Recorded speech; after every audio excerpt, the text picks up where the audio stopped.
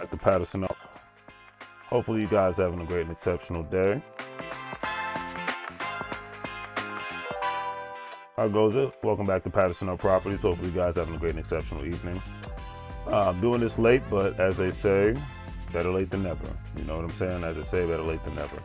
So there's an article that I came across the other day, and this is very interesting. So the state of Indiana, state legislature, has basically implemented 4 significant real estate laws that will take effect as of July 1st. Today is July 3rd. Happy early birthday to America. It's the 250th anniversary. But anyways, I wanted to make sure I say that. But before I go on, one of the main reasons I'm talking about the state of Indiana is because at one time I thought about purchasing rental properties in the state of Indiana. And if I decide to do so in the future, it is in my best interest to know any and all real estate and things that are happening within the state. So according to the article that I read the other day, Indiana's 2026 legislative session passed 4 laws that directly affect how property is bought, sold, rented, and governed across the state. Most take effect, like I said, July 1st, 2026, whether you're an investor, homeowner, in an HOA, or a client working with a brokerage. At least one of these laws applies to you. Here's what you need to know. And after reading what I'm about to talk about, it seems like foreign investors may be excluded from participating in certain aspects of real estate investing. If you don't know what a foreign investor is, it's basically like a foreign company, people who are not citizens of the United States, but they purchase real estate, cash money. Because I believe if you're an investor but you don't live in the United States and you're not a United States citizen, they allow foreign investors to invest and purchase property and lease property, or at least purchase property, but you have to basically have cash money. You can't qualify for a loan. That's why in a lot of major cities, but specifically Manhattan, New York, you have a lot of vacant buildings because a lot of the commercial buildings are purchased by foreign investors. A lot of the apartments are owned by, foreign investors, or just people who are very rich, but they don't live in New York 100% of the year. So they're just there for the investing purposes and things of that nature, and to do business. So they have a vested interest in keeping a place. So when they come to New York, they have a place to stay. They don't have to stay in a hotel or Airbnb. But anyways, first thing, citizens and businesses from China, Russia, Cuba, Iran, North Korea, and Venezuela are prohibited from purchasing or renting residential or commercial real property in Indiana. Excuse me. The Indiana Attorney General, known as the AG, can investigate violations and force divestiture of non-compliant properties with proceeds transferred to the state general fund. Now, this doesn't affect property or person from these countries, but if Indiana's AG determines that they are acting as an agent of foreign adversary, then those owners will be required to sell their properties.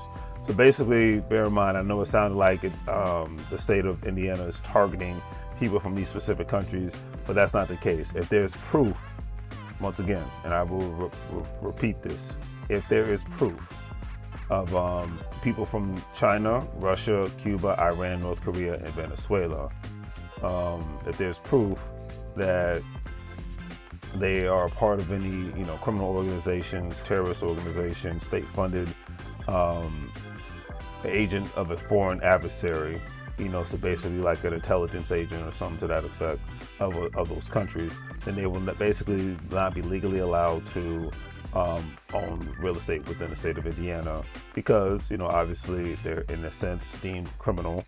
Now I know there's I'm just reading this off generally. Now I know there's probably other case-by-case basis when it comes to people who, because let's be real, I live in a DMV area, okay, and foreign governments, employees, foreign government personnel, foreign government corporations do business within the DMV area on a regular basis with the federal government, state government, local governments.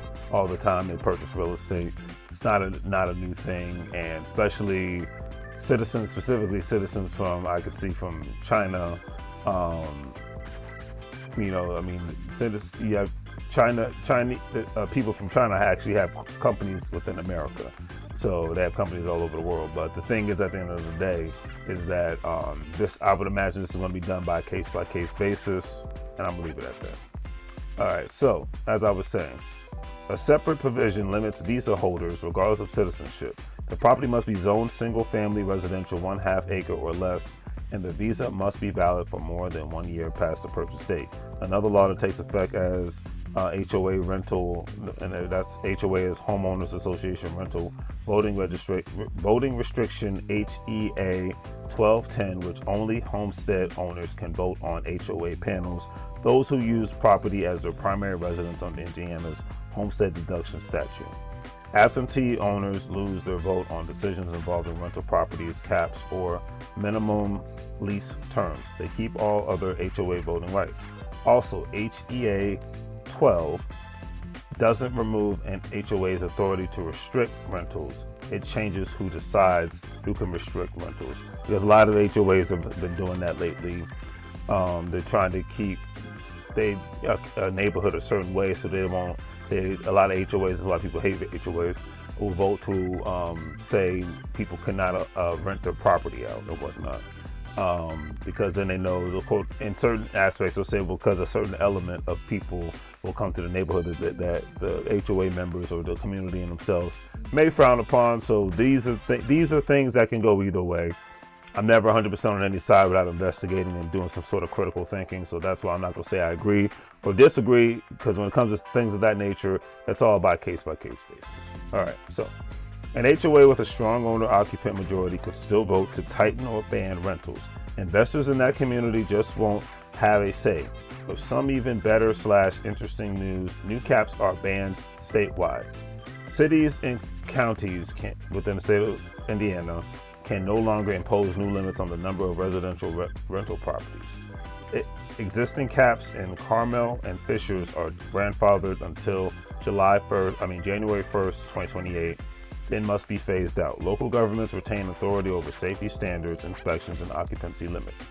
Another law taking effect, broker referral disclosures HB 1252, which anytime a broker refers a client to another company, another broker, a lender, a contractor, or a title company, it must provide written disclosure at the time of the referral. If the broker may receive compensation for it, the disclosure has to happen up front, not buried in closing paperwork weeks later.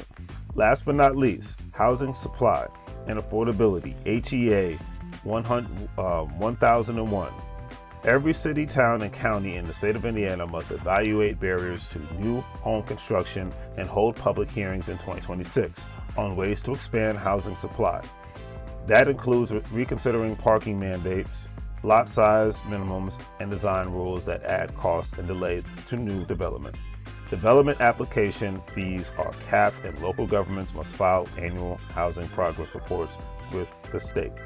So, with that being said, I see there are certain provisions that are being passed, and I'm like, okay, I'm for, and then there's certain aspects of it where it seems like government's getting a little bit too involved, and that's a surprise for the state of Louisiana because it's a red state. So I would, in a sense, I kind of get it because certain states are much more tighter when it comes to their housing regulations than others. I mean, I always say the state of Texas, people love to talk about the state of Texas not having a state income tax, and it's a beautiful thing. But and Texas even does a great job of helping people become homeowners, hands down, no argument there. But the caveat is, the state of Texas is that the personal property taxes are much more higher to offset the lack of a state income tax. And it's the same thing in the state of Florida. Not only the property taxes are higher, but the state of Florida is known for having HOAs. Ridiculous HOAs at that. Even the state of Georgia is known for having ridiculous HOAs. So it's all depending on the situation. And when I say ridiculous HOAs, I'm talking about the fees, the rules and regulations. It's like it's everybody will say it's big government on steroids.